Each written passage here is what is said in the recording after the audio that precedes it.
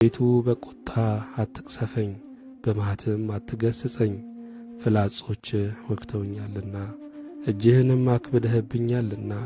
ከቁጣዬ የተነሣ ለሥጋዬ ጤና የለውም፣ ከኀጢአቴም የተነሣ ለአጥንቶቼ ሰላም የላቸውም። ኀጢአቴ በራሴ ላይ ከፍ ከፍ ብሎአልና እንደ ከባድ ሸክምም በላዬ ከብዶአልና። ከስንፍናዬ የተነሣ ቁስሌ ሸተተ በሰበሰም፣ እጅግ ጐሰቈልሁ ተዋረድሁም።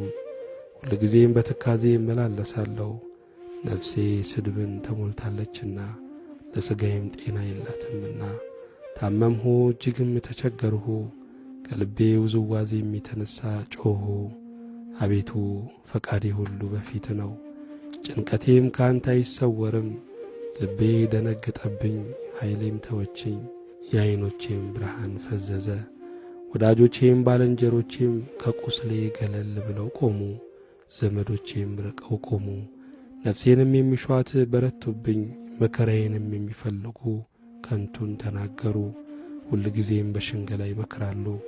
እኔ ግን እንደማይሰማ ደንቆሮ፣ አፉንም እንደማይከፍት ዲዳ ሆንሁ።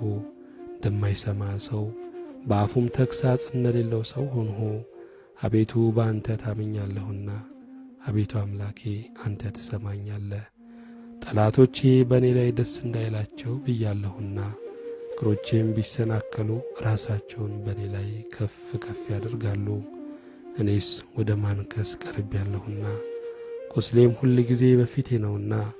በደሌን እናገራለሁና ስለ ኀጢአቴም እተክዛለሁ። ጠላቶቼ ሕያዋን ናቸው ይበረቱብኝማል፣ በጠማማነትም የሚጠሉኝ በዙ። ጽድቅን ስለ ተከተልሁ በበጎ ፋንታ ክፉን የሚመልሱልኝ ይጠሉኛል። አቤቱ አንተ አትጣለኝ፣ አምላኬ ከእኔ አትራቅ። አቤቱ መድኃኒቴ እኔን ለመርዳት ፍጠን። ምስጋና ለእግዚአብሔር ይሁን።